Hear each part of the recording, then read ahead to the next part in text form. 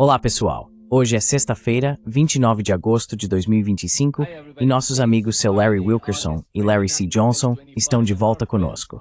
Sejam bem-vindos de volta. Estou feliz por estar aqui. É bom estar com você, Nima. E olhe para o Coronel Wilkerson com essa camisa incrível. Esse homem é um vencedor. Sim, ele está se destacando aqui. Aliás, você nunca vai acreditar onde consegui isso. Minha encomenda ainda não chegou. Fui até o PX, em Fort Myers.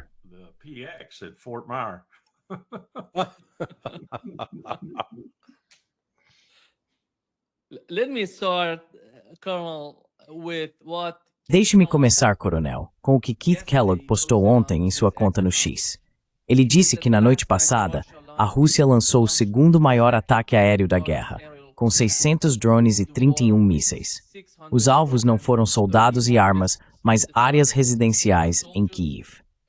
Qual é a sua opinião sobre o último ataque a Kyiv e sobre a forma como Keith Kellogg está falando sobre isso?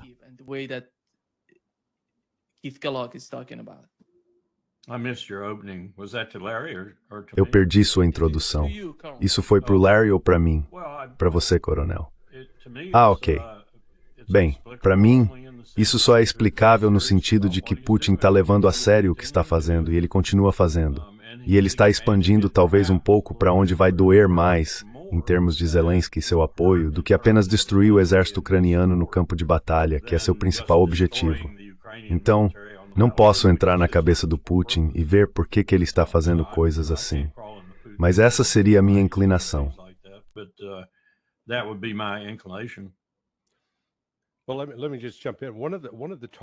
Bem, deixe-me interromper. Um dos alvos atingidos em Kiev foi, basicamente, os britânicos descreveram como uma instalação diplomática, mas na verdade estava sendo usada por agentes e oficiais de inteligência britânicos para ajudar os ucranianos a atacar a Rússia. Então a Rússia está mandando um recado para os britânicos. Os britânicos têm sido realmente os mais antagônicos e insistentes em continuar e expandir essa guerra. Se possível, Eris Birth of Land.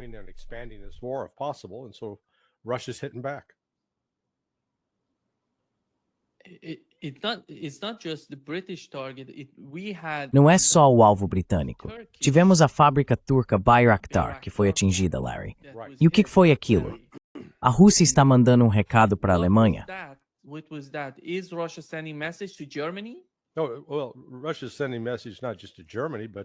Bem, a Rússia está enviando uma mensagem não apenas para a Alemanha, mas também para a Turquia.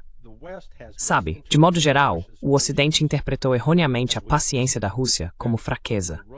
A Rússia tem um plano, não está tentando se desviar desse plano.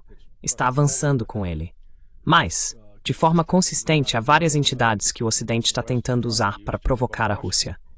E vimos isso também com Aliyev, no Azerbaijão. E repare na resposta da Rússia. Eles explodiram um dos maiores terminais de petróleo do Azerbaijão, que ficava em Odessa, e estão interrompendo a importação de produtos, frutas e vegetais, que o Azerbaijão normalmente venderia para a Rússia.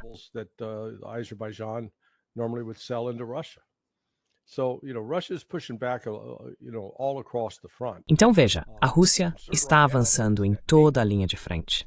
A preocupação agora é que a OTAN está envolvida em uma série de provocações deliberadas ou está planejando uma operação, porque eles têm voado com aeronaves de SR, o Poseidon 8A, o Rivet Joint, o KC-135, equipado para coletar todos os tipos de dados de sinais. E há um relatório de Steve Bryan que eu conheço, um ex-oficial do Departamento de Defesa, afirmando que a OTAN está se preparando para realizar um ataque à Crimeia. Então, sabe, isso está caminhando para uma escalada, não para uma desescalada.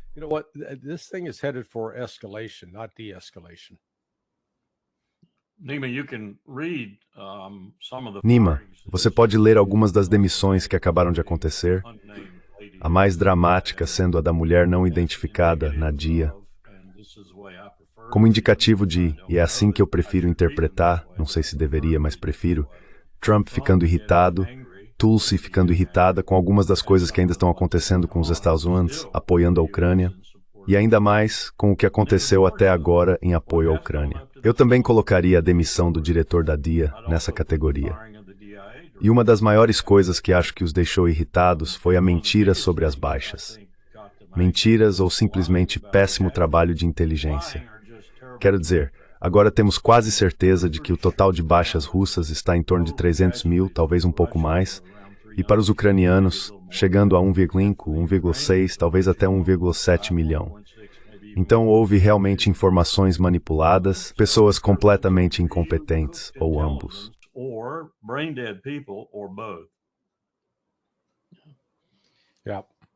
Sim, Larry, a Rússia sente que a única saída para o que está acontecendo na Ucrânia é no campo de batalha?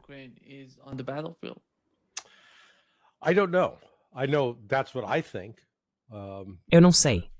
Sei que é isso que penso simplesmente ao observar a situação. Existe, apesar da abertura de Donald Trump para Vladimir Putin, as palavras de Trump, mas mais importante ainda, suas ações. E uma delas é a aprovação do envio de 3.500 mísseis ARAM, esse míssil de alcance estendido que pode atingir 480 quilômetros dentro da Rússia. Essas não são atitudes de alguém que busca desescalar ou se desengajar. Então, acho que a Rússia chegou à conclusão de que, ou eu esperaria que tivessem chegado à conclusão, de que não tem alternativa a não ser derrotar a Ucrânia e, nesse processo, derrotar a OTAN no campo de batalha. Porque o Ocidente não vai parar. Sabe, temos tantas pessoas aqui no Ocidente que continuam acreditando que este é apenas um conflito entre Ucrânia e Rússia por causa de, você sabe, território.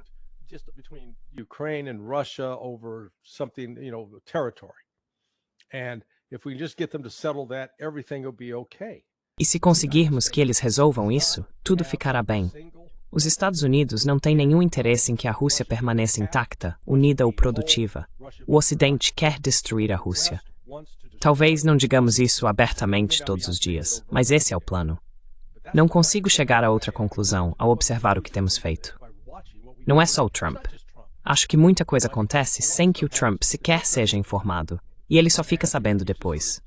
Mas sabe, quando ele disse outro dia que as alegações russas de não reconhecerem o Zelensky como presidente legítimo, e ele chamou isso de besteira, dizendo que era só encenação, isso mostra que ele não entende, porque os russos não estão encenando. Eles não são grandes atores.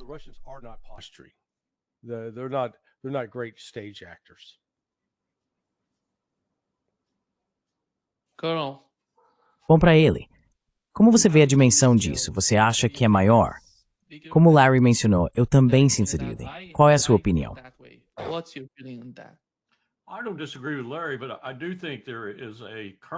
Eu não discordo do Larry, mas acho que existe uma corrente dentro do cérebro elétrico do Trump que realmente quer parar isso e parar de uma forma que lhe dê mais crédito do que descrédito.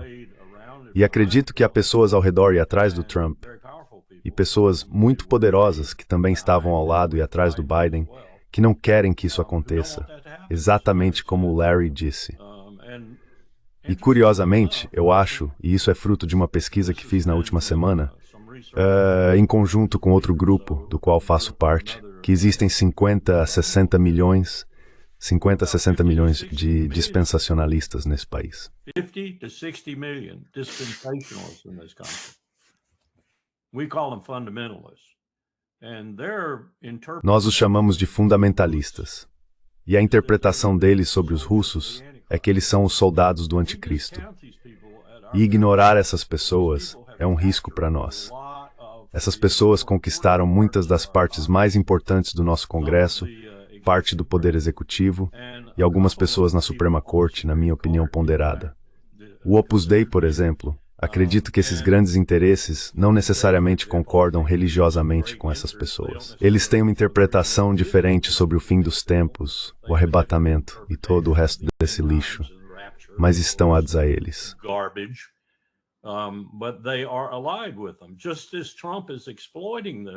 Assim como Trump está explorando essas pessoas, e pessoas ao redor de Trump, como Stephen Miller e outros, estão explorando profundamente essas pessoas.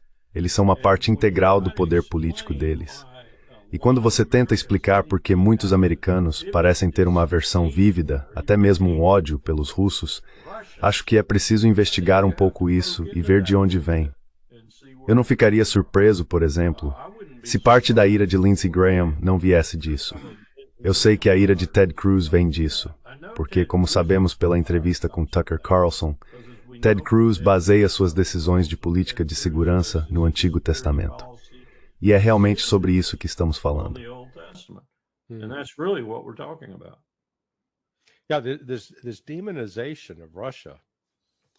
Sim, essa demonização da Rússia remonta provavelmente a 900 anos ou mais. E Vladimir Putin apontou isso, e acho que ele estava absolutamente correto, que o enviado papal foi à Rússia tentar persuadir o governante Ivan, que conhecemos como Ivan, o Terrível, a aderir à fé católica. E ele recusou. Ele disse, nós somos cristãos ortodoxos. Agora, a maior diferença entre o cristianismo ortodoxo e o catolicismo é que o catolicismo é como uma pirâmide rígida. Tem um papa no topo, toda uma estrutura abaixo dele, e é um sistema muito hierárquico e autoritário. A ironia é que a Igreja Cristã Ortodoxa não é nada disso. Eles reconhecem certas pessoas como tendo grande poder como líderes espirituais, mas não são uma hierarquia de forma alguma. Na verdade, são muito mais democráticos. E isso tem um papel nessa questão.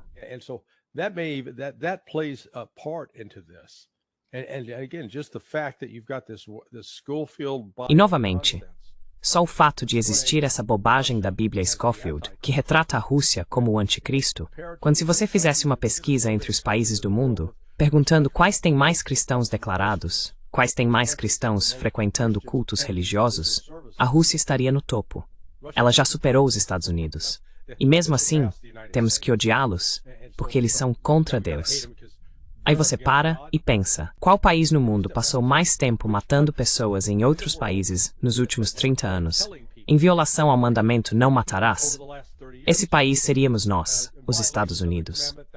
Então sim, toda essa propaganda está completamente distorcida para convencer os americanos de um mal, enquanto eles se recusam a olhar no espelho e enxergar isso em si mesmos.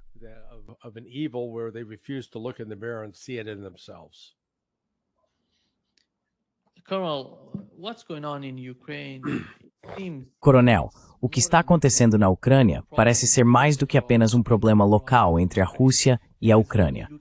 Porque quando você observa o grau em que os Estados Unidos e os europeus estão escalando a situação lá, não parece algo tão simples. Não se trata apenas de sacrificar a Alemanha e toda a Europa. Eles estão mirando na Índia, estão mirando no Brasil. E aqui está o que Lindsey Graham postou ontem. Índia, China, Brasil e outros provavelmente estão alimentando a máquina de guerra de Putin ao comprar petróleo russo barato. Veja, não é só sobre o Lindsey Graham. Aqui está o que o conselheiro de comércio da Casa Branca, Peter Navarro, disse sobre as conversas com a Índia neste momento. Existe a possibilidade de um acordo para mudar esse número? Olha, é muito simples. A Índia poderia conseguir um desconto de 25% amanhã se parasse de comprar petróleo russo e de ajudar a alimentar a máquina de guerra. Eles estão dando esse sinal? Não estão. E veja, é o seguinte, estou confuso, ok? Porque Modi é um grande líder. Essas pessoas é uma democracia madura com pessoas inteligentes no comando. E eles nos olham nos olhos e dizem, sobre as tarifas, nós não temos as tarifas mais altas do mundo.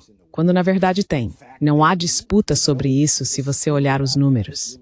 E então dizem, não vamos parar de comprar petróleo russo.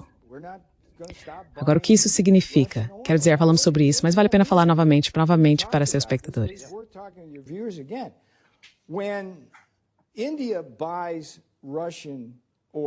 A Índia compra petróleo russo com desconto e depois as refinarias indianas, em parceria com refinarias russas na Índia, processam esse petróleo e o vendem com ágio para o resto do mundo, certo?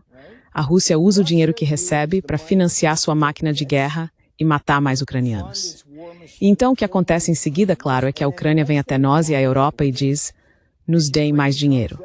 Então, todo mundo nos Estados Unidos perde por causa do que a Índia está fazendo. Consumidores, empresas e trabalhadores perdem porque as altas tarifas da Índia nos custam empregos, fábricas, renda e salários mais altos. E então os contribuintes perdem porque temos que financiar a guerra de Modi. Ok, o caminho para a paz passa, pelo menos em parte, por Nova Delhi. Quero dizer, a guerra de Modi, Jesus Cristo. Yeah, it's not anymore Putin's war, it's Modi's war. Não é mais a guerra do Putin, agora é a guerra do Modi. Esse cara realmente está viajando, Nima. Olha, eu posso pegar as palavras dele e te contar sobre a Glencore e o que eles fizeram para saquear, pilhar e explorar o sistema de petróleo do Levante. Oleodutos, oleodutos turcos, oleodutos curdos, oleodutos sírios e por aí vai, para fazer exatamente o que ele está acusando a Índia e a Rússia de fazerem juntos, e lucrando muito com isso. E eu preciso te contar sobre um advogado chamado Scooter Libby, que em um ano trabalhando para Mark Rich, um criminoso, e para essa organização, como advogado dele, ganhou 4,5 milhões de dólares. O chefe de gabinete do secretário de defesa Dick Cheney, e depois vice-presidente Dick Cheney, na verdade, o verdadeiro presidente Dick Cheney de 2001 a 2005. É disso que ele está falando.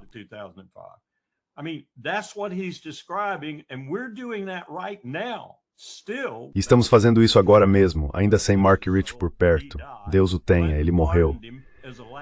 Clinton o perdoou como um último ato hediondo, porque sabia que tinha sido eleito graças ao AIPAC. E Mark Rich trabalhava para os israelenses. Eles conseguiram petróleo com desconto do jeito que ele está descrevendo agora, com nossa total bênção, por 20 malditos anos, começando quando Netanyahu era ministro das Finanças. Então isso que ele está falando é pura desonestidade. Além disso, nós somos realmente os grandes culpados por fazer isso nos últimos mais de 20 anos. Ele está mentindo ao afirmar que sabe o que motiva Modi. Sabe, ele entrou na cabeça do Modi e está dizendo o que o motiva. Modi é motivado basicamente por uma coisa. Ele tem uma relação razoavelmente boa com a Rússia e pode conseguir petróleo da Rússia.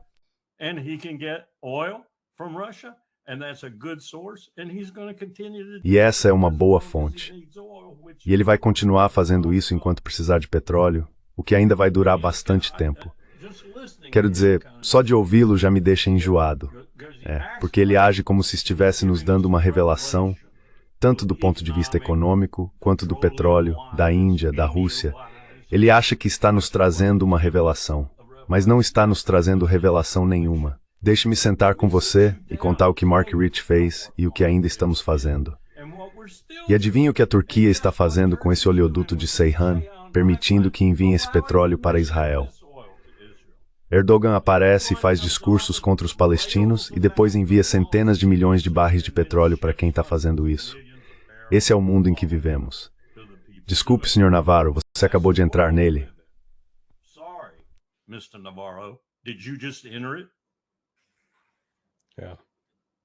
Go ahead, Larry. Sim, vá em frente, Larry. Os comentários do Navarro não provocam nada além de indignação e fúria da minha parte, porque o país que mais facilita a guerra na Ucrânia são os Estados Unidos. Quem vem provocando isso há 30 anos são os Estados Unidos. Quem tem enviado bilhões de dólares em armas diretamente para a Ucrânia são os Estados Unidos. Donald Trump se recusa até mesmo a reconhecer seu próprio papel durante seu primeiro mandato ao enviar equipamentos letais para a Ucrânia em preparação para essa guerra que começou em fevereiro de 2022. Então, quero dizer, se o Navarro é tão estúpido, e novamente, ele está aconselhando o Trump, e o Trump aparentemente está ouvindo ele, o que explica bastante do motivo de estarmos nessa confusão. Os indianos não estão recuando. Na verdade, em vez de forçar a Índia para ter meu isso, instead of forcing India to go, oh my God, we can't do this, we're going to have to surrender to the Americans. Vamos ter que nos render aos americanos. Basicamente, eles estão dizendo por que ainda precisamos dos americanos? Por que deveríamos sequer lidar com eles? E o Modi já recusou pelo menos 4 ligações, ouvi dizer que o número é 5, do Trump. O Trump continua tentando ligar para ele. E aí, amigo? O Modi não atende. O Modi agora está na China. Ele está se encontrando com o Xi, está se encontrando com o Putin e, na verdade, também vai se encontrar com o presidente iraniano, Raisi. Então, o que vemos se formando é um bloco do Sul global mais solidificado que vai ser imune à pressão dos Estados Unidos. E isso só vai deixar o Trump e seus comparsas malucos, porque eles continuam fingindo que são os grandões no meio da rua e que todo mundo tem que fazer o que eles mandam. E todo mundo disse, não, vamos simplesmente bloquear a rua e te deixar sozinho. Você pode ficar aí brincando sozinho. A gente vai seguir em outra direção. We're going in a different direction. And Nima, the group on the other side. E Nima, o grupo do outro lado dessa enorme e inexorável mudança de poder que está acontecendo globalmente, composto principalmente por China e Rússia, mas agora também pela Índia e cada vez mais por outros países dos BRICS, precisa tomar uma decisão. E acho que eles estão no processo de tomar essa decisão. Eles simplesmente continuam lidando com o poder que enlouqueceu completamente, tentando impedir essa mudança. Ou realmente se posicionam e se fazem notar ao se oporem a isso. E não falo necessariamente de forma militar, porque sei que o principal poder ali, a China, não quer uma guerra. Ponto final. Eles estão vencendo. Por que iriam querer uma guerra? É meio que o oposto do Putin. Mas eles estão vencendo nessa mudança, e é inevitável que ela aconteça. Mas há muitas pessoas que não querem que isso aconteça.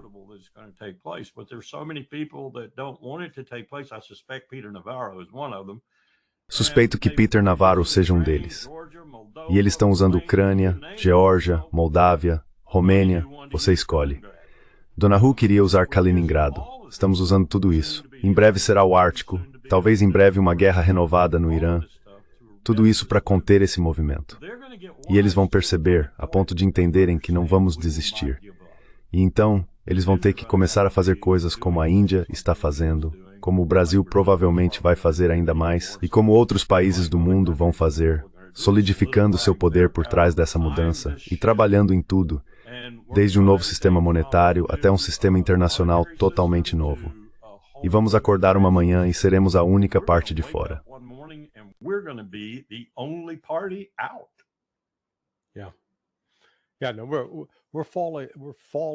Sim, sim. Estamos ficando muito para trás, especialmente em relação à China e à Rússia e ao que está acontecendo nessas sociedades. A China realmente é a mais avançada e a Índia, digamos, está vindo atrás, mas a Índia ainda não começou a alcançar a China em termos de transformação social. Se você voltar 30 ou 40 anos na China, não existiam essas cidades reluzentes e magníficas que agora se espalham por toda a paisagem chinesa. Não havia esses trens de alta velocidade em funcionamento, como há agora. E a China não está satisfeita em ficar em casa, apenas aproveitando sua própria riqueza e celebrando suas próprias conquistas.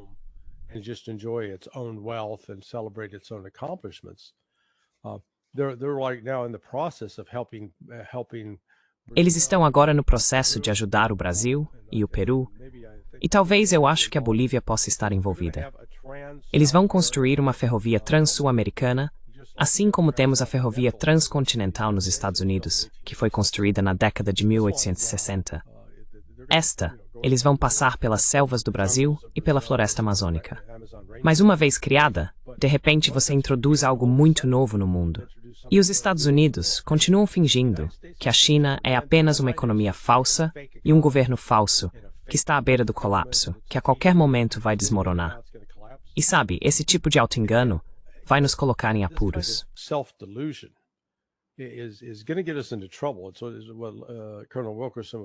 E é isso que o Coronel Wilkerson estava apontando.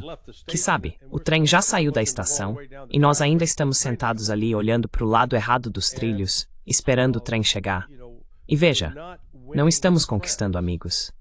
Não há nada na política de Trump que faça outros países correrem para dizer: nossa, vamos lá, vamos apoiar os Estados Unidos. Eles são os melhores, os mais brilhantes, a cidade sobre a colina. Você não está vendo nada disso. As pessoas estão dizendo: olha, não vamos mais com você, vamos ficar com esses caras aqui. O BRICS está superando os países do G7. E eles se recusam a reconhecê-lo.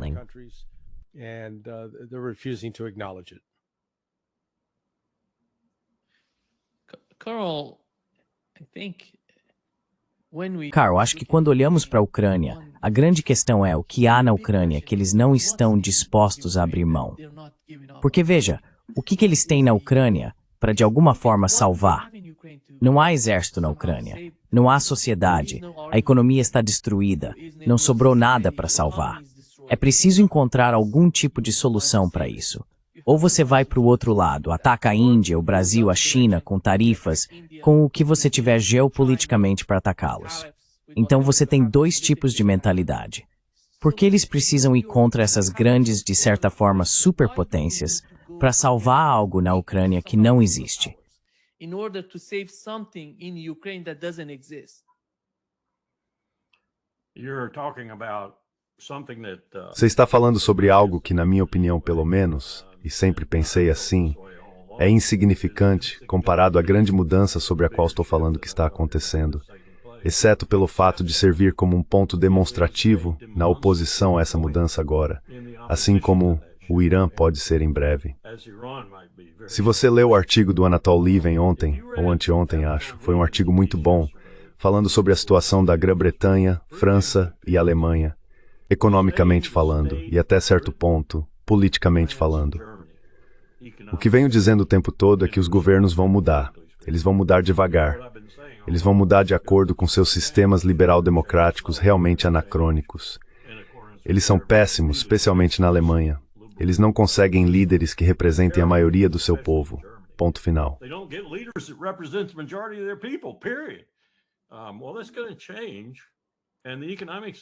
Bem, isso vai mudar. E a situação econômica está se tornando mais grave a cada dia que passa. Não há como Macron cumprir seu compromisso de aumentar os gastos com a OTAN. Não há como a Alemanha conseguir isso. E certamente não há como o Reino Unido conseguir. Então tudo isso agora é apenas um brilho ou uma quimera. Alguém me disse outro dia que quimera é a forma correta de pronunciar essa palavra. Então como você sai dessa se for Donald Trump? E acho que essa é a questão principal. Pessoalmente não acho que ele esteja preparado para isso, mas posso ter esperança. Mas essa é a questão central. Como sair desse grande problema sem deixar os europeus desmoronarem, ainda mais porque já estão, especialmente do ponto de vista econômico, e manter o elo transatlântico e algum tipo de sustentação.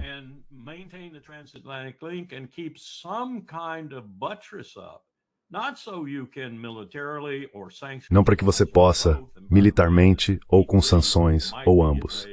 E aliás, o E3 pode estar se preparando para usar as sanções de snapback contra o Irã.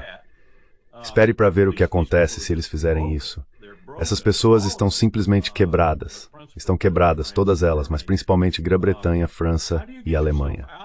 Como você sai dessa situação e retorna a uma política externa e de segurança razoável que acomode essa mudança que está acontecendo e não faça com que o mundo realmente se una contra você e, no fim das contas, o destrua, em todos os aspectos de poder, acabe te destruindo e te empurre ao ponto de ter que depender da única coisa que resta no seu arsenal, que é o que me assusta: armas nucleares.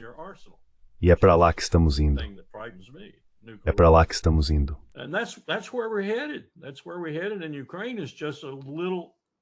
E a Ucrânia é só uma pequena peça nesse caos, na verdade. É muito maior do que isso. É enorme. É global. E é o nosso perigo e o nosso afastamento do mundo como uma potência significativa. E mesmo assim estamos apenas jogando esses joguinhos de procuração que só vão piorar a situação. Não é isso que deveríamos estar fazendo. Não é isso que deveríamos estar fazendo. Deveríamos encerrar todas essas operações militares. Você provavelmente sabe disso, mas acabamos de realizar uma série bastante extensa de ataques aéreos na Somália. O que diabos estamos fazendo lá? O que os militares estão fazendo na África, ainda tentando manter o Africom, ainda tentando encontrar um motivo para existir no mundo, enquanto todo o resto está acontecendo e é certamente existencial para nós. E não estamos dando atenção a isso.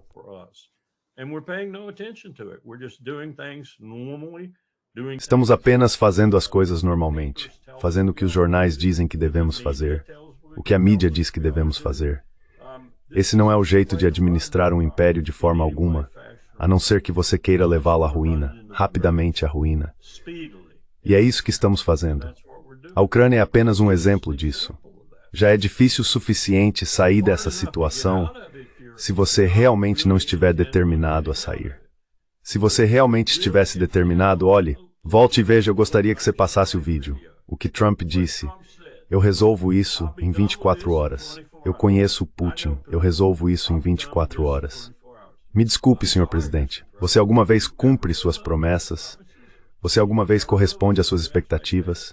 Existe uma maneira de fazer isso. E a maneira de fazer isso é reconhecer a realidade Enfiar essa realidade goela abaixo do Macron, do Starmer e do Merz. Dessas é bom, Sr. Mortal. Let them wallow in their death struggle. That's what it's going to be. They're not going to. É isso que vai acontecer. Eles realmente não vão fazer nada para prejudicar a Rússia na Ucrânia. Não de verdade. Então, do que estamos falando aqui? Estamos falando de continuar algo que é absolutamente insano para nós continuarmos. Tivemos um presidente que foi eleito em parte porque disse que encerraria tudo isso, e ele não fez. Que vergonha, Donald Trump, porque você poderia ter feito se realmente quisesse. E principalmente, elevar isso ao ponto de simplesmente olhar para a bagunça e dizer: Moscou, precisamos do novo start, precisamos renová-lo, precisamos trazer o Xi Jinping, precisamos... E se uma nova arquitetura de segurança para a Europa for desenvolvida, estaremos lá para empurrar, sabe, para o inferno. Mas enquanto isso, estamos fazendo coisas importantes. Era isso que eles deveriam ter dito no Alasca. Era isso que eles deveriam ter dito no Alasca. Isso é insignificante.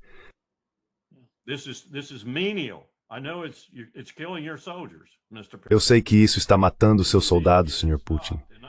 E você precisa fazer isso parar. E eu também preciso fazer isso parar. Mas temos coisas melhores para fazer. Coisas mais importantes para fazer. Então vamos acabar com isso.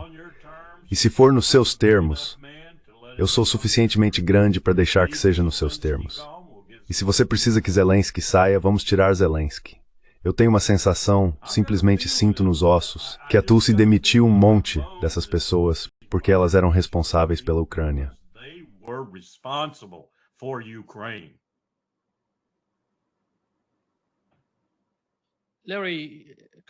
Larry, o coronel disse que Donald Trump, antes de assumir o poder, até mesmo nos primeiros dias de seu governo, afirmou que em 24 horas poderia resolver isso, que tem um bom relacionamento com Putin, tudo isso. Mas aqui está o que ele disse, seu comentário mais recente.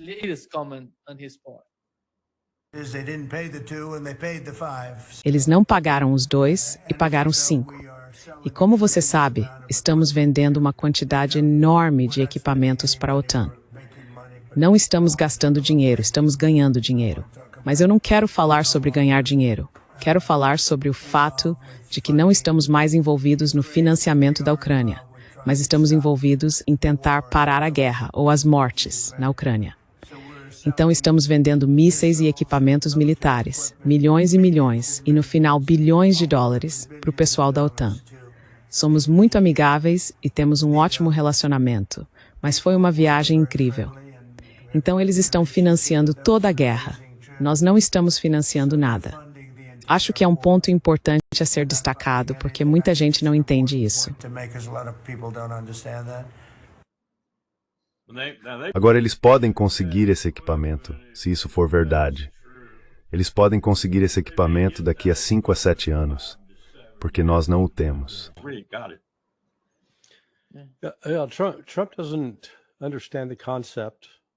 Trump não entende o conceito. Ou talvez ele entenda e seja apenas um mentiroso cínico de ser um facilitador, um incentivador. Só porque você não está mais vendendo equipamentos ou armas diretamente para os Bloods e os Crips, e em vez disso usa um intermediário, isso não te torna menos responsável pelo que está acontecendo.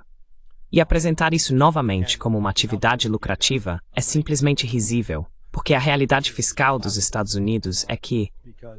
E eu vi esse número ontem, não tenho certeza se é verdade. Teria que voltar e conferir. Mas durante o primeiro mandato de Ronald Reagan, sabe, há 40 anos, 43 anos, a dívida dos Estados Unidos era de $1 trilhão, certo? The US debt was $1 trillion. Well, today it's 35 trillion and climbing. Bem, hoje a dívida está em 35 trilhões de dólares e subindo. E está aumentando mais rapidamente a cada dia que passa. Então chega um ponto em que os Estados Unidos não conseguem mais sustentar financeiramente ou economicamente qualquer apoio à Ucrânia. Mas isso nos leva a uma questão mais ampla. O que os Estados Unidos estão tentando fazer? Estamos realmente tentando impedir guerras ao redor do mundo? Ou estamos usando uma variedade de desculpas para iniciar operações de combate? Porque isso ajuda a nossa economia. Ou pelo menos uma parte, um segmento da nossa economia. Bem, veja, o Trump enviou uma força anfíbia de fuzileiros navais em direção à Venezuela com uma flotilha de navios da Marinha. Pelo menos ele ainda não enviou um porta-aviões. Então é isso que está acontecendo.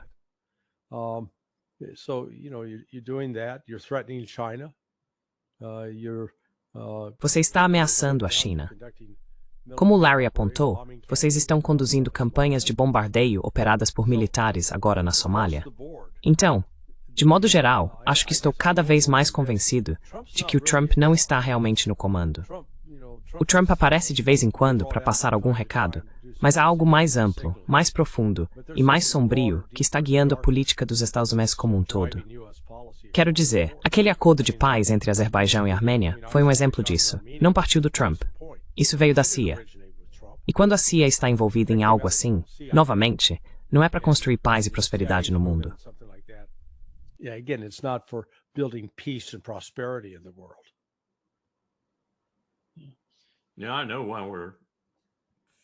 Sim, eu sei porque estamos focados na Venezuela. E não é por causa do Donald Trump. É por causa do Charles Koch. Charles Koch quer aquele petróleo. Ele construiu bilhões de dólares em capacidade de refino que só é útil se ele conseguir aquele petróleo da Rússia, e ele está prestes a conseguir, é petróleo pesado com enxofre, ou se conseguir da Venezuela. E o Hugo Chávez foi generoso o suficiente para dar um contrato ao Charles. Então suas fábricas, suas refinarias estavam funcionando. Acho que ficam em Oklahoma e no Texas. Mas o Maduro não vai dar um contrato para ele. Ele se recusou a dar qualquer petróleo para ele. Então Charles Koch, um dos homens mais ricos do mundo, um dos homens mais poderosos do mundo, por causa da organização que ele criou em todos os estados dos Estados Unidos, em todos os estados. Charles Koch tem uma organização. Ele construiu um aparato para capturar 28 legislaturas. Uma das razões pelas quais os republicanos têm maioria nas legislaturas estaduais é Charles Koch.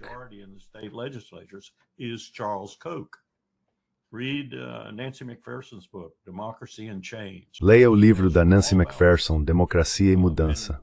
Ela explica tudo isso, e é por isso que estamos fazendo isso. Mas o Larry está certo. Eu olhei para essa flotilha, esse MINUS, Unidade Expedicionária de Fuzileiros Navais MINUS, e o que diabos um submarino de ataque movido a energia nuclear está fazendo com eles? Eles vão lançar torpedos nos líderes do cartel? Vão disparar mísseis balísticos? O que eles vão atirar neles? Eu olhei e pensei, bem, eles vão simular um ataque contra a Venezuela, depois vão subir até Veracruz e fazer algo em conjunto com, espero eu, o presidente, que talvez seja eficaz contra os cartéis realmente perigosos. Mas isso seria dar crédito à inteligência deles. Eu não sei. Isso não faz sentido nenhum. E 2.200 fuzileiros navais seria a Baía dos Porcos com um resultado um pouco melhor, talvez, mas não muito melhor. With a little bit better result, maybe, but not much better. Yeah. Bay of Pigs with better air cover, but... Sim.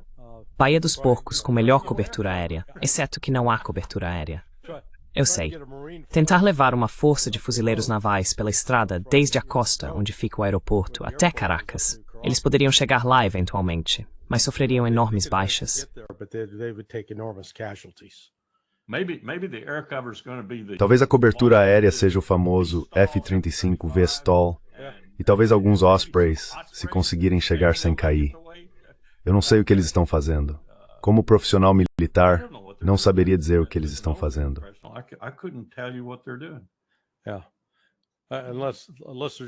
A menos que eles estejam fazendo isso apenas para demonstrar que precisam de um orçamento maior para o próximo ano. Se tivéssemos que realizar essa missão, estamos meio que com poucos recursos, então vocês precisam nos dar mais dinheiro. Pode ser algo tão cínico quanto isso.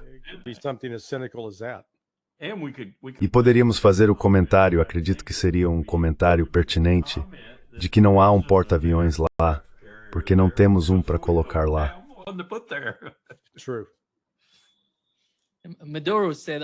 Verdade. Maduro disse, nossa diplomacia é uma diplomacia de dignidade. Vocês não podem nos forçar a nada. Certo?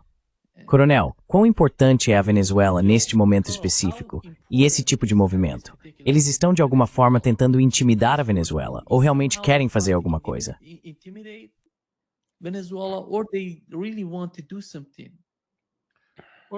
Bem, como eu disse, acho que é tudo sobre petróleo. Acho que é disso que realmente se trata. Falando do governo, principalmente. Ah, você quer dizer o governo do Maduro? Bem, é meio que foi um pouco diferente. E eu estava lá quando tudo isso aconteceu. Mas evoluiu a tal ponto que virou um caso tipo Noriega. E eles estão usando isso como estudo de caso. E, na minha opinião, estão usando de forma muito inexperiente e estúpida. Olha esse cara. Ok, vamos rotulá-lo como um chefão do tráfico. Vamos rotulá-lo como alguém que é inimigo dos nossos interesses de segurança nacional. Tem que fazer isso. E então, vamos fazer o que pudermos para tirá-lo do caminho, incluindo colocar uma recompensa de 50 milhões de dólares pela cabeça dele, esperando que algum pobre colombiano, ou seja lá quem for, vá lá e o elimine pela recompensa. Acho que é um modelo ruim de se usar, mas acho que é nisso que tudo se resume.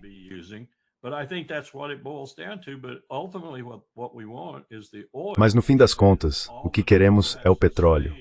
E tudo que o Maduro precisa fazer é dizer, mandem seus rapazes e eu assino um contrato. E nós iríamos embora. Não haveria mais problema depois disso.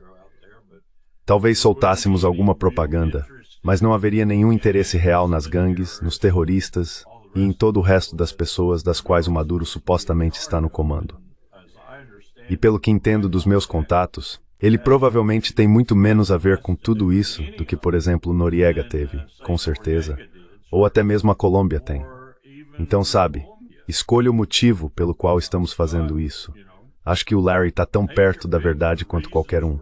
Estamos fazendo porque podemos.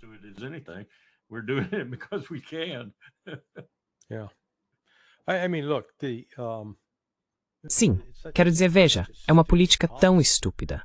A melhor maneira, se o seu objetivo real é derrotar o Maduro, é torná-lo irrelevante. Ignore-o.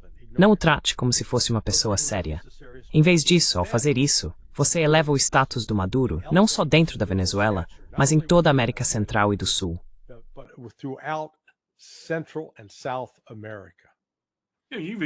Agora até líderes da oposição estão se manifestando e dizendo que devemos recuar, exceto, é claro, por Juan Guaidó.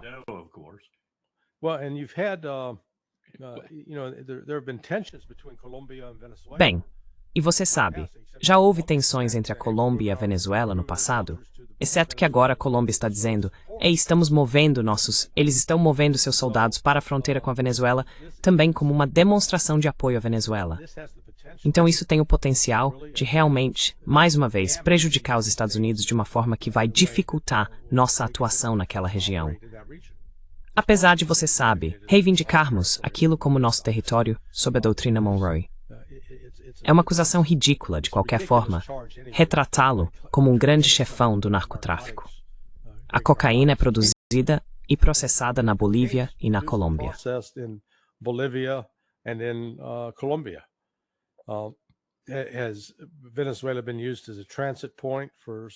A Venezuela já foi usada como ponto de trânsito para algumas remessas? Com certeza. Já foi um paraíso para lavagem de dinheiro? Olha, quando fizemos aquele caso do tabaco contra Philip Morris, coletamos provas documentais de executivos da Philip Morris voando para a Venezuela, para um lugar chamado Barquisimeto. Eles alugavam um veículo blindado, dirigiam até a fronteira, subornavam os guardas de fronteira, tanto colombianos quanto venezuelanos. E depois iam para uma cidade chamada Maicao, que é um centro de contrabando na Colômbia. E eles se encontraram com um senador estadual chamado Santander Lopes Sierra. Pois bem, Lopes Sierra é um saluki. Ele se formou na Southern Illinois University, certo? He's a graduate of Southern Illinois University, okay? But he was also known in Colombia. Mas ele também era conhecido na Colômbia como o Homem Marlboro, porque era o principal distribuidor de cigarros Philip Morris. E eles realmente filmaram os comerciais do Homem Marlboro, com ele em cima de um cavalo. Mas nos Estados Unidos, quando era feito, era um cara durão, alto, magro. Esse cara é uma melancia com pés, entendeu? Sabe, gordinho. Mas ele já tinha sido responsável por matar pelo menos 24 pessoas. E então, esses executivos da Philip Morris foram até a casa dele, se encontraram com ele, pegaram sacolas de dinheiro, cheques de terceiros e ordens de pagamento dos correios, atravessaram de carro a fronteira de volta para a Venezuela, voaram para fora da Venezuela, e o dinheiro foi depositado em bancos russos.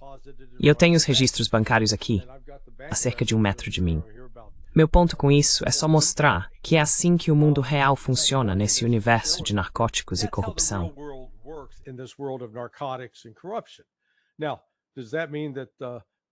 Agora, isso significa que era o Hugo Chávez na época? Estava permitindo isso? Tudo que posso dizer é que a Philip Morris, uma corporação dos Estados Unidos, ou pelo menos uma que é vista como tendo começado nos Estados Unidos, estava fortemente envolvida com o tráfico de entorpecentes ao canalizar o dinheiro, cuidar do dinheiro. É aí que deveríamos atacar. Se atacarmos isso, acabamos com a atividade de drogas. Mas não. O problema é que a Philip Morris faz doações de campanha para republicanos e democratas. Portanto, não podemos mexer nisso. Então vamos atrás do Maduro.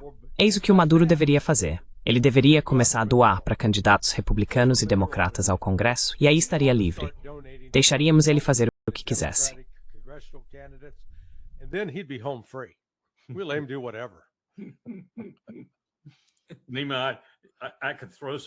Nima, eu poderia mencionar algumas coisas sobre o Plano Colômbia, quando demos 750 milhões de dólares para a Colômbia enquanto eu estava no governo, e não vou fazer isso, mas coisas semelhantes ao que o Larry acabou de dizer. Eu apostaria que metade desse dinheiro foi parar em bolsos, não no combate às drogas. Not to fight drugs. Uau! Coronel, Medvedev disse que a Rússia tomará medidas retaliatórias se a Áustria entrar para a OTAN. Olhando para a Europa hoje, Finlândia, Suécia, eles tinham uma posição muito importante antes da guerra começar. E vimos a Suíça perdendo sua posição única. E agora estão falando sobre a Áustria. Eu diria que essa é a última peça desse quebra-cabeça, a última parte desse quadro a ser totalmente destruída se seguirem nessa direção. O que há de positivo, na sua opinião, quando a Rússia olha para a Europa? O que é positivo de se pensar, na sua opinião?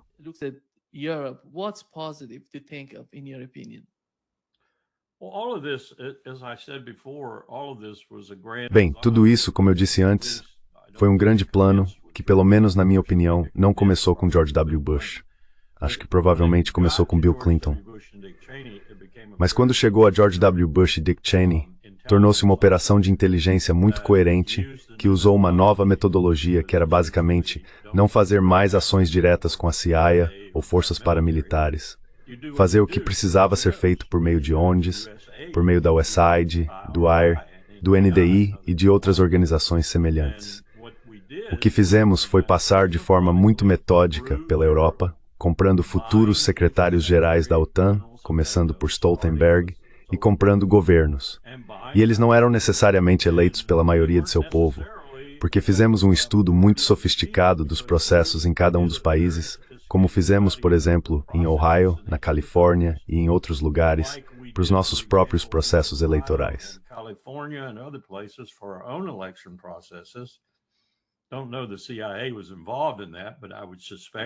Eu não sei se a CIA esteve envolvida nisso, mas eu suspeito que sim. E nós compramos esses governos, compramos editores de jornais, compramos editores de revistas, compramos artistas, compramos figuras culturais, compramos pessoas influentes nessas sociedades e queríamos que elas mudassem, em alguns aspectos, os escandinavos, por exemplo, anos de política de neutralidade. Queríamos que eles fossem membros da OTAN. Acho que uma das razões, provavelmente não é nem de perto a principal, mas uma das razões pelas quais insistimos na Ucrânia, especialmente as comunidades de inteligência, é porque isso consolidou a propaganda que estávamos divulgando sobre a ameaça. E o Putin caiu direitinho nessa armadilha. Ele lançou a operação militar especial, que nós o provocamos a fazer por 10 malditos anos, pelo menos. Nós o provocamos a fazer isso. E isso foi, sabe, a cereja do bolo.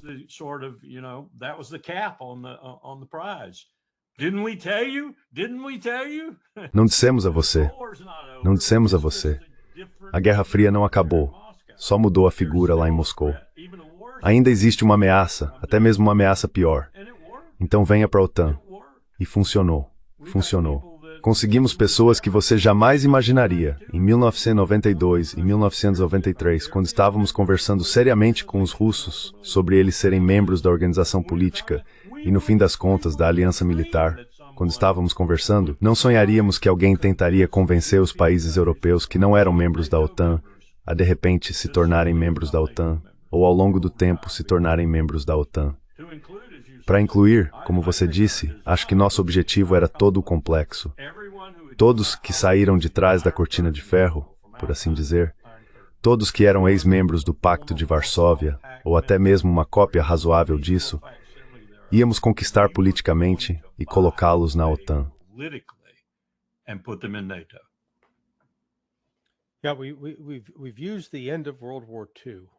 Sim, usamos o fim da Segunda Guerra Mundial.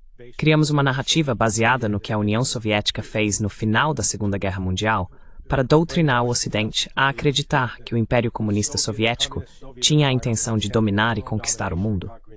Esse foi o motivo pelo qual Stalin assumiu o controle da Polônia, Tchecoslováquia e Romênia, Hungria, porque esse era o plano deles para subverter o mundo. Quando, na verdade, o verdadeiro motivo era criar uma zona de proteção, pois a Segunda Guerra Mundial representou pelo menos a terceira vez que a Rússia foi invadida pelo Ocidente desde 1812.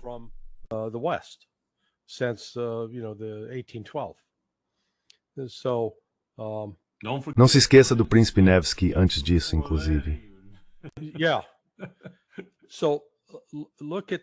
Sim, então olhe para isso. E isso é relevante para a Áustria.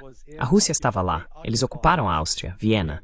Mas eles deixaram Viena porque a Áustria negociou e concordou com a neutralidade, que nunca, não se juntaria à OTAN, não se juntaria ao bloco oriental com os soviéticos, permaneceria neutra. E o que aqueles terríveis comunistas soviéticos fizeram? Eles deixaram o país. Eles cumpriram o acordo. Eles respeitaram os termos desse acordo. Agora avançando, porque isso foi há 70 anos. A Áustria agora está falando em quebrar esse acordo. Bem, mesmo tendo sido negociado na época de Stalin, os russos ainda hoje olham para esse acordo. E sabe, isso não deve ser quebrado. Ou então é típico do Ocidente. Sempre falando sobre uma ordem internacional baseada em regras, mas eles quebram essas regras sempre que é conveniente para eles.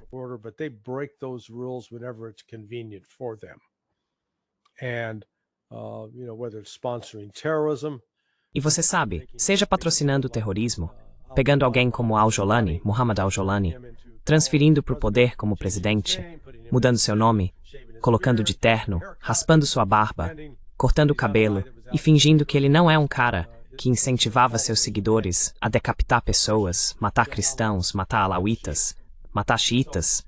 Os Estados Unidos são bastante cúmplices nisso. Então o que está acontecendo aqui é que se a Áustria fizer isso, novamente, será mais um exemplo de que não se pode confiar em nenhum acordo feito pelo Ocidente. O Ocidente não está interessado em realmente resolver o conflito ou alcançar a paz. Queremos tomar e destruir a Rússia para que possamos ficar com todos os recursos naturais da Rússia e que se dane o povo. O mesmo vale para a Ucrânia. Eles são um peão conveniente em um jogo mortal de xadrez neste momento. E a boa notícia é que o Ocidente está perdendo.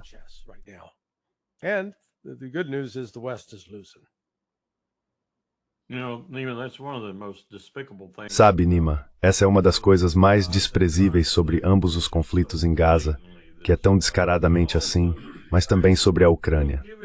A gente não está nem aí exatamente como o Larry disse. Não nos importamos com essas pessoas. Não nos importamos com os palestinos. Não nos importamos com os iugoslavos ou com os ucranianos. Eu estava justamente pensando na Iugoslávia enquanto o Larry falava. Se a Iugoslávia ainda existisse, teremos um obstáculo por isso.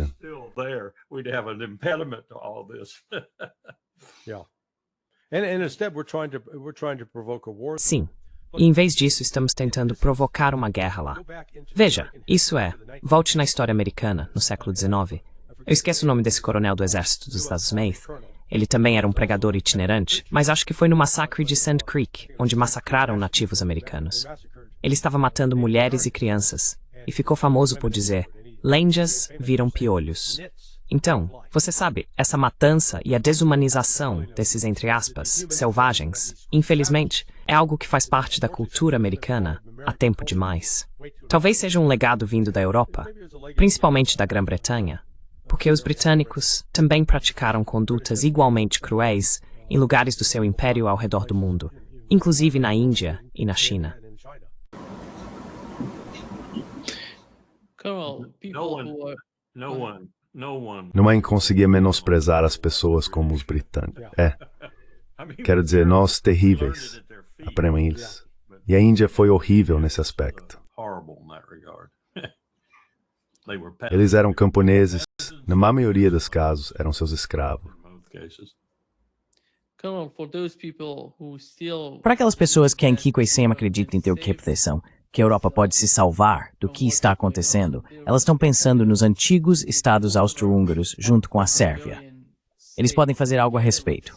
Eles podem mudar o tom na Europa. Você vê isso acontecendo? Do you see that coming? Bem, eu acho que existe a possibilidade de alguns relacionamentos que não vemos agora se formarem à medida que a situação piora cada vez mais. Recomendo aquele artigo do Levin para você. Eu não fazia ideia de que o Macron, por exemplo, estava em apuros tão graves. Eu tinha uma noção disso, mas não os detalhes que o Anatoly apresenta, e também o Merz. E o Starmer, claro, todos nós conhecemos o dilema dele. Quero dizer, ele não seria eleito nem para pegar cachorro se tivesse uma eleição agora. Então acho que estão vindo realinhamentos e talvez eles não sejam saudáveis.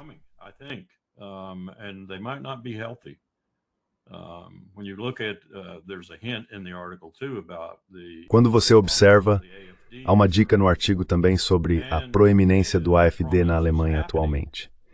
E essa proeminência está acontecendo.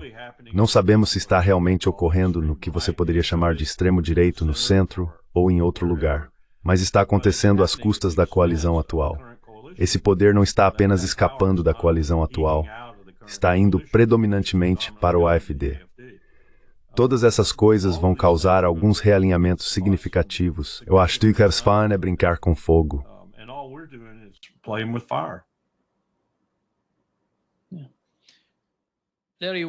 Larry, o que está acontecendo com o Irã é a questão das sanções de retorno automático, e o Irã está falando em sair do TNP. Sim. Eles não vão fazer o TNP. O que me impressiona é que, ao mesmo tempo em que estão pressionando o Irã, Índia, Rússia e China, eles vão participar da cúpula da OCS. E eles vão conversar entre si. No caso do Irã, para onde está Mol?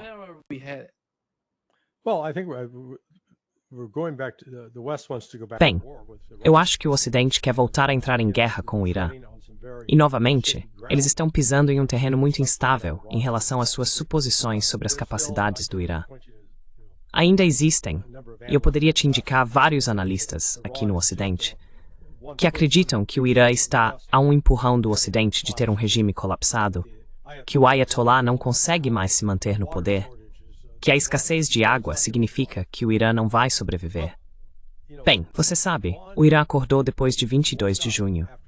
A guerra de 12 dias foi um chamado de alerta para o povo iraniano.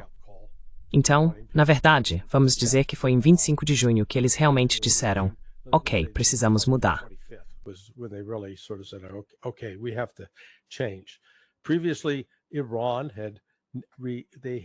Anteriormente, o Irã havia aceitado o apoio da Rússia e da China, mas não aceitava o tipo de integração militar com a Rússia e a China que ambos os países estavam oferecendo. Bem, agora o Irã está aceitando isso.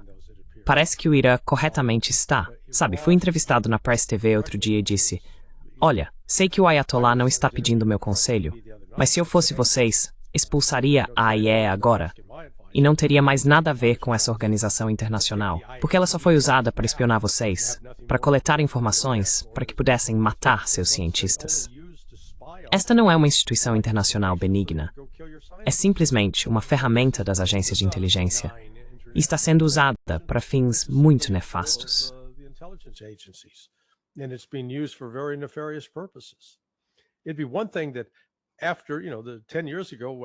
Seria uma coisa se, sabe, há 10 anos, depois de assinar o JCPOA, o Irã estivesse cumprindo completamente os termos. E mesmo assim, apesar de cumprir os termos, as sanções nunca tivessem sido suspensas pela Europa. Eles nunca suspenderam as sanções. Continuaram encontrando uma desculpa. Então, novamente, isso remete ao fato de que esses tipos de acordos são simplesmente um truque, uma artimanha que o Ocidente usa para enganar constantemente esses governos estrangeiros, seja o Irã, a Rússia ou a China. É como vamos negociar o Minsk II. E então, como Merkel disse, nunca tivemos a intenção de cumprir aquilo. Aquilo era só para ganhar tempo, para armar e equipar a Ucrânia, para expulsar a Rússia. E o Putin, ingenuamente, e isso é uma crítica ao Putin, eu achava que ele era mais astuto do que isso, mas cara, ele foi enganado nesse acordo. Agora acho que ele percebeu isso e não vai cair de novo. Mas o mesmo se aplica ao Irã.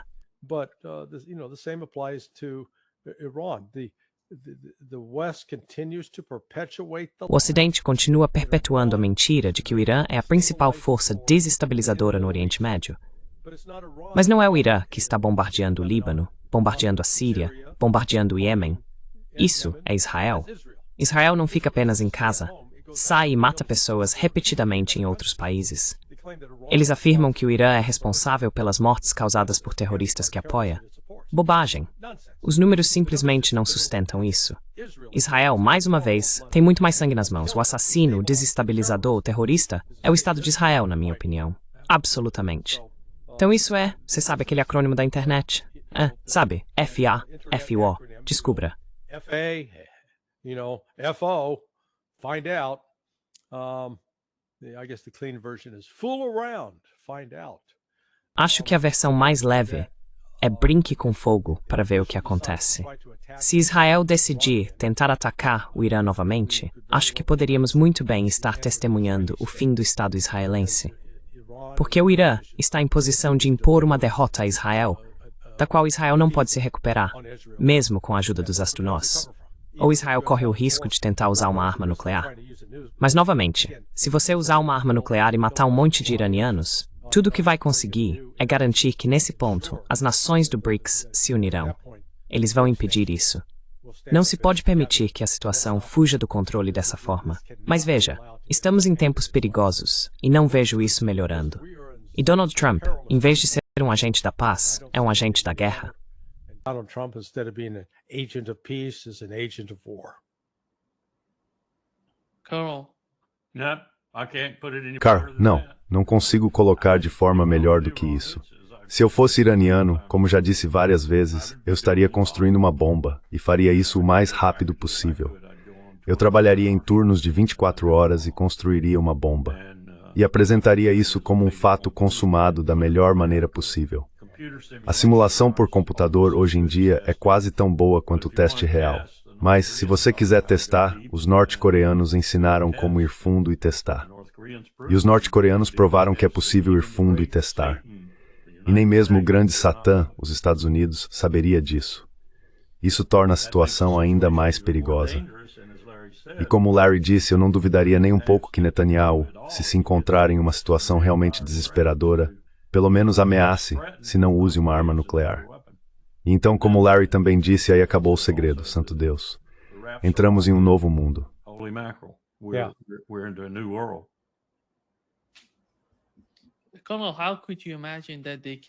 Coronel, como o senhor pode imaginar que eles podem, com esse tipo de pressão, conseguir algo com o Irã?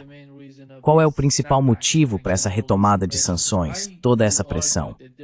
Eu diria que nada vai resultar desse tipo de pressão. Não vai funcionar. O Irã está disposto a dialogar. Eles nunca disseram que não vão conversar. Eles estão preparados. Todas as vezes eles repetem isso.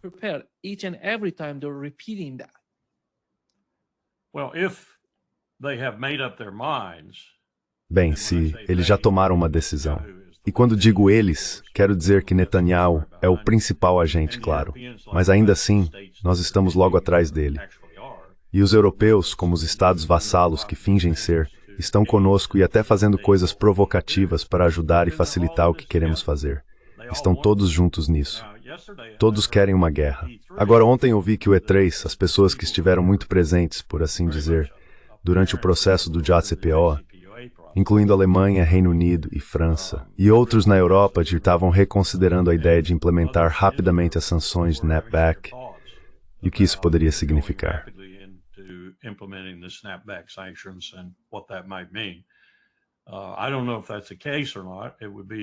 Eu não sei se esse é o caso ou não. Acho que seria sensato discutir isso. Mas se eles vão agir em conjunto conosco e criar o impulso para essa guerra, dando ao Netanyahu a desculpa que ele precisa para agir, porque, como você disse, os iranianos vão tomar algumas medidas quando isso acontecer, provavelmente a mais visível delas será sair do Tratado de Não Proliferação. Então estaremos em apuros. O Trita Parsi está certo. Vamos para a guerra.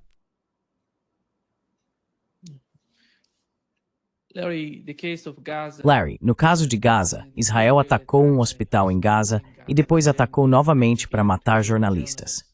E aqui está o que o porta-voz do governo israelense disse sobre os jornalistas. Profissão nobre, mas muitos jornalistas que têm feito reportagens em Gaza, os chamados jornalistas, são simplesmente terroristas, usando colete de imprensa. Quem são esses terroristas? Temos algum tipo de evidência, documentação, qualquer coisa que comprove isso?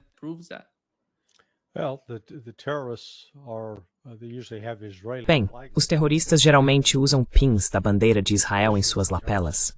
Israel é o terrorista aqui, não o Hamas. Dou crédito ao atual chefe das Forças de Defesa de Israel, ou das Forças de Ocupação de Israel, por pelo menos ter a coragem de se manifestar contra a reinserção de suas tropas em Gaza, em particular na cidade de Gaza. Porque o que eles estão enfrentando é que o Hamas, ao longo dos últimos 2 anos, ou, 23 meses, está se tornando mais hábil e experiente em montar emboscadas e plantar dispositivos explosivos e improvisados que podem ser detonados quando uma coluna de tropas passa. E Israel está sofrendo mais baixas.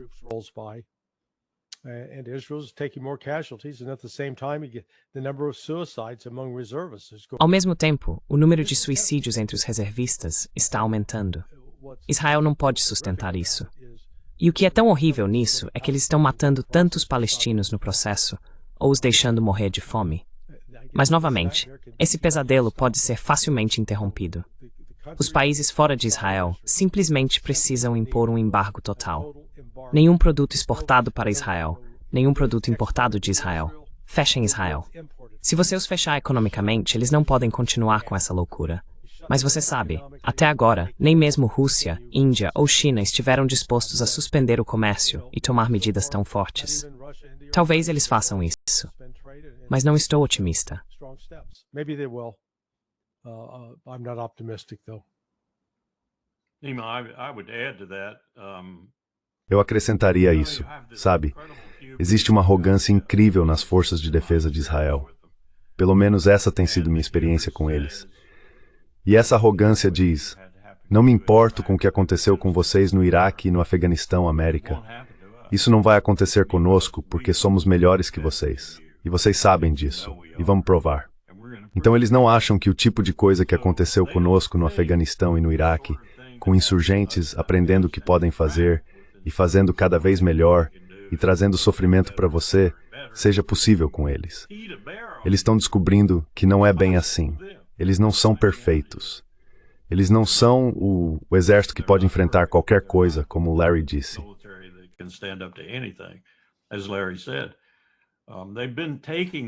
Eles têm sofrido cada vez mais baixas à medida que as coisas se desenvolvem, especialmente nas áreas onde ocorre a operação humanitária. Odeio usar essa palavra porque é tudo, menos isso. É uma operação de extermínio. E se você ouviu o Tenente-Coronel Aguilar, sabe o quão terrivelmente horríveis esses lugares são. Quero dizer, eu ouvi outro dia, uma metralhadora do Zin-40 Bravo, eles simplesmente a usaram para controle de multidão. Dispararam diretamente contra a multidão. Dava para ver pessoas caindo por todos os lados. Esse é um caminhoneiro que aparentemente se inclinou para fora da janela. Os 3 elementos são os caminhões e o contrato, a segurança e o contrato, e então o pessoal da alimentação. E ele se inclinou para fora da janela e gravou um vídeo.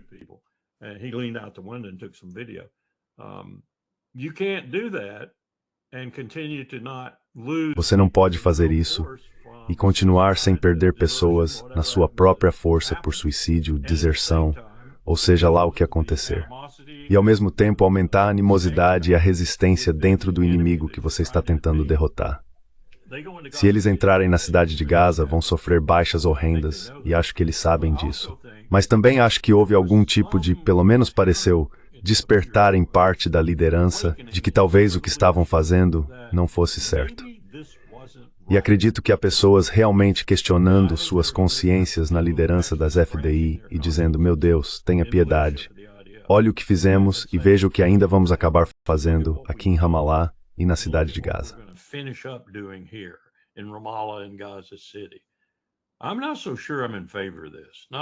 Não tenho tanta certeza se sou a favor disso, não só porque vamos sofrer baixas horríveis, mas também porque isso não está com uma boa aparência. E o Larry está certo. Pode estar tão ruim que finalmente teremos pressão suficiente para que Donald Trump, por exemplo, tenha que fazer alguma coisa. E algo diferente de ajudar eles a entrarem no Egito e construir um hotel lá, ou seja lá o que for. E então você adiciona a possibilidade de guerra com o Irã nisso tudo. É um incentivo para o Netanyahu seguir por esse caminho, porque ele quer sair da confusão que criou para si mesmo. E que maneira melhor do que aprofundar e ampliar o desastre estratégico? Esse tem sido o modus operandi dele até agora. Então realmente me preocupa que não estamos deixando para ele nenhuma via de saída, de verdade, exceto prolongar a guerra de forma desastrosa.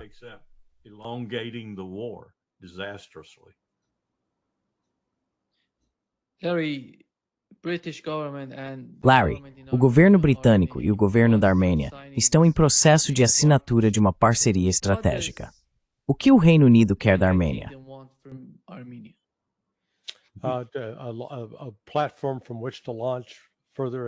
Uma plataforma para lançar novas tentativas de subverter a Rússia. Só isso. Mas você sabe, os britânicos são como um cara de 90 anos com disfunção erétil. Ficam dizendo que querem sair com um monte de garotas de 20 anos. Boa sorte com isso. A Grã-Bretanha, hoje em dia, é uma piada. Agora, a relação dívida-PIB do Reino Unido está em cerca de 101 para 100. Ou seja, eles basicamente gastam tanto quanto arrecadam. Mas a economia deles está completamente estagnada, está em recessão. E mesmo assim querem se meter e se envolver com a Armênia. Não é como se a Armênia fosse uma fonte de combustível ou petróleo para o Reino Unido. E como o Reino Unido chega lá? O Reino Unido está se metendo no Cáucaso desde, sei lá, pelo menos 1853. No Vale da Morte cavalgaram 600. Pois é. Into the Valley of Death, rode the 600. Yeah. So, Então veja, isso é mais o que eu chamo de fantasia da inteligência ocidental. A crença de que podemos lidar com esses países insignificantes. Porque é isso que Geórgia, Armênia e Azerbaijão realmente são. Juntos, a população total da Armênia, Azerbaijão e Geórgia, acho que só Moscou ainda tem mais gente do que esses três países juntos. Ok, então vamos colocar em perspectiva. Esses não são países poderosos economicamente ou em termos de força de trabalho. E se a Rússia precisar agir militarmente contra eles, eles serão esmagados como um inseto no para-brisa quando o carro está a 130 km/h. Mas mesmo assim, o Ocidente continua a persuadir e enganar essas pessoas para se alinharem ao Ocidente em uma missão suicida. É realmente impressionante que eles possam ser.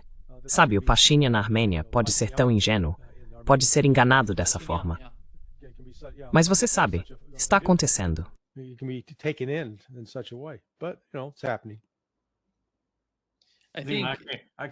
Não consigo resistir a estender a malhosa metáfora sexual do Larry sobre os britânicos.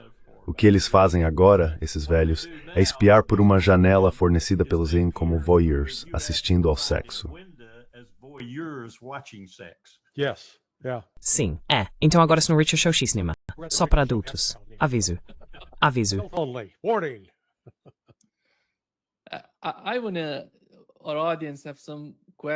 Nossa audiência tem algumas perguntas. Vou perguntar para você, Larry. Acho que a primeira é para você, já que está mais familiarizado com as baixas do lado ucraniano. Aqui está o que foi perguntado. James pergunta, dos 1,7 milhão de ucranianos mortos estimados, Quantos são realmente mercenários ou militares ativos da OTAN? How many are actually mercenaries or active NATO war tourists? I think I've seen the number for the Acho que vi que o número de poloneses está em torno de 10 mil. Então, quando você soma os colombianos, americanos, britânicos, canadenses, pode chegar a cerca de 30 mil, talvez mais. Mas é um número significativo. E você sabe, existe um canal no Telegram chamado Track-A-Merc, Track-A-Mercenary, que mantém uma lista razoavelmente boa do número de mercenários que estão sendo mortos. Eles embarcam nessa aventura de turismo militar e, se tiverem sorte, voltam em um caixão. Na maioria das vezes, ficam no campo de batalha e acabam virando adubo para as futuras colheitas na Ucrânia. become fertilizer for future crops in Ukraine. Carl, aqui está a segunda pergunta. Qual é o desfecho para a Ucrânia e Gaza? Parece que estão condenados. Acho que vamos falar sobre isso, mas qual seria sua resposta para isso?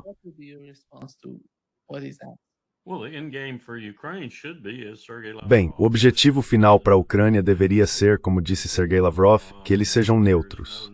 Não deve haver qualquer adesão à OTAN. Qualquer tipo de garantia de segurança seria fornecida pelo Conselho de Segurança da ONU ou algo do tipo, onde a Rússia, claro, tem poder de veto. Acho que ele também disse, como um comentário adicional, que tropas turcas seriam bem-vindas, mas elas também fazem parte da OTAN. Então não sei se isso seria o caso ou não. Você tem que acreditar na palavra dele e resolver a questão com base nisso. A Ucrânia poderia, acredito que isso poderia ser resolvido de forma relativamente rápida, não necessariamente imediata do outro lado da linha, por assim dizer. Ou seja, alguém precisa lidar com Zelensky e os nazistas por trás dele e todo o resto.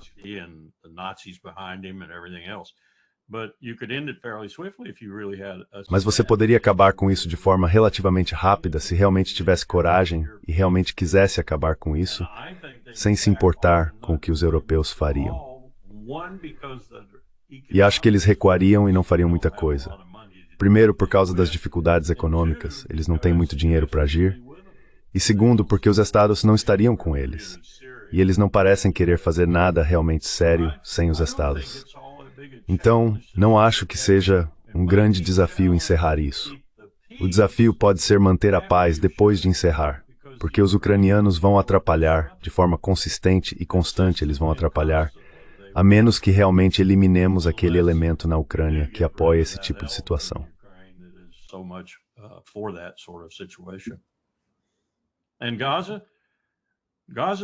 E Gaza está sem esperança, eu acho.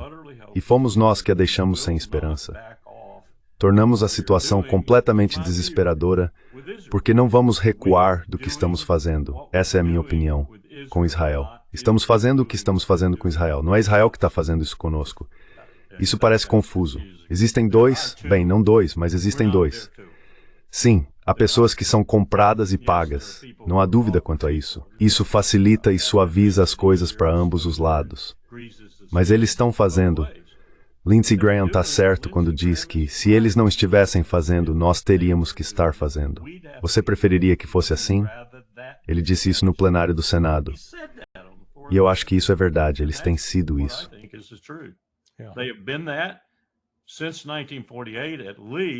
Desde pelo menos 1948, com muitos freios e contrapesos, e pessoas como Eisenhower, até mesmo Reagan, que vendeu AWACS e F-15s para a Arábia Saudita contra a vontade deles.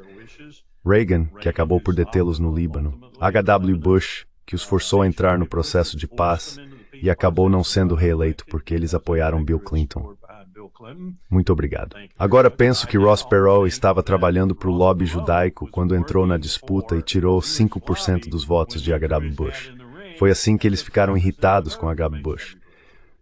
Desde então, todo presidente tem sido cúmplice. Mas cúmplice porque, como disse Dick Cheney, eles estão fazendo o trabalho de Deus. E por Deus, ele queria dizer os Estados Unidos da América.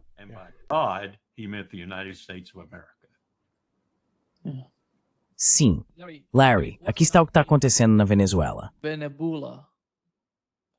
Acho que ela quis dizer Venezuela, né? Venezuela. Ela queria isso. O que está acontecendo na Venezuela? A China vai impedir que esses de guerra americanos ataquem a Venezuela. targeting Venezuela.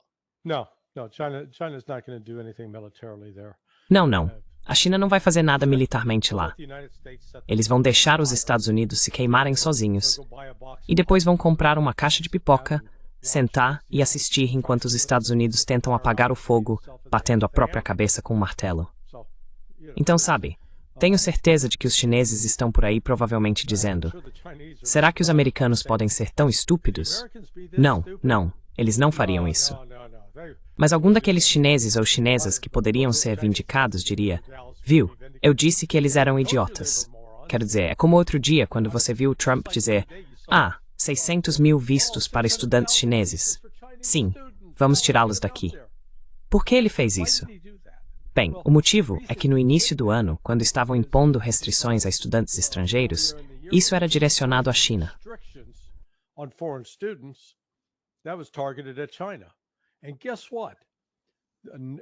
E adivinha só, esses 600 mil estudantes chineses, quando frequentam uma faculdade ou universidade americana, pagam a mensalidade integral.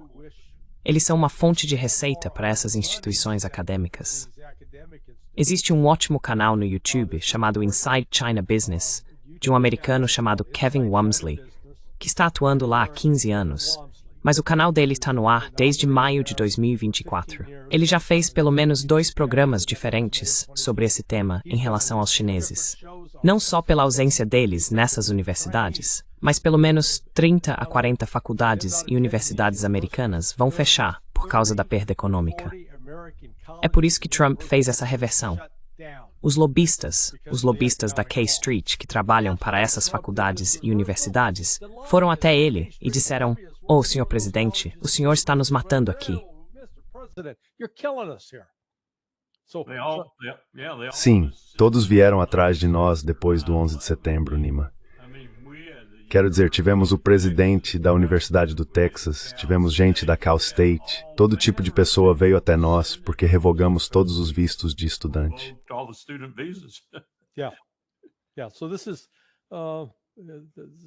Sim, então essa questão da Venezuela é só uma distração.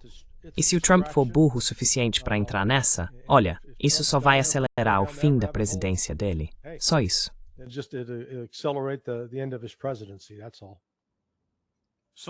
Sun Tzu deve ter dito em algum lugar, Nima, que se o teu regular inimigo é estúpido, deixa-o ser assim. Sim.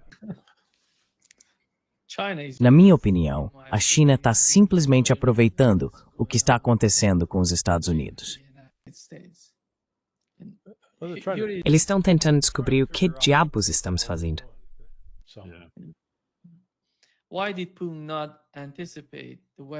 Por que Putin não antecipou o Ocidente, retirando os 300 bilhões de dólares em fundos de confiança antes de iniciar o conflito militar na Ucrânia?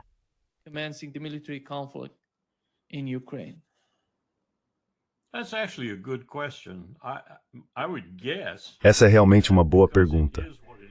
Eu diria que, por ser como é, há tanta troca de favores nesse meio que ninguém achou que chegaria a esse ponto. E por isso não quiseram tirar o dinheiro de ativos que eram lucrativos. Essa seria a minha aposta. Quero dizer, sejamos francos, nós operamos Doha, Tel Aviv e Nova York operam as maiores operações de lavagem de dinheiro do mundo, das quais cerca de metade são ilícitas.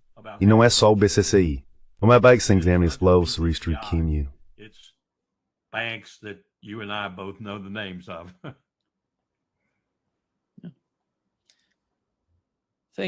Muito obrigado, Coronel e Larry, por estarem conosco hoje. É sempre um grande prazer. Ei, além do zero habitual, o fato de ter sido um evento sartorial de grande esplendor elevou a discussão. Isso me faz lembrar novamente de o alfaiate do Panamá. Ele era tão meticuloso com todas aquelas coisas. Mas ele odiaria isso, provavelmente. Braithwaite não gostaria disso. Certo. É ótimo vocês. Até logo. Tchau. Tchau.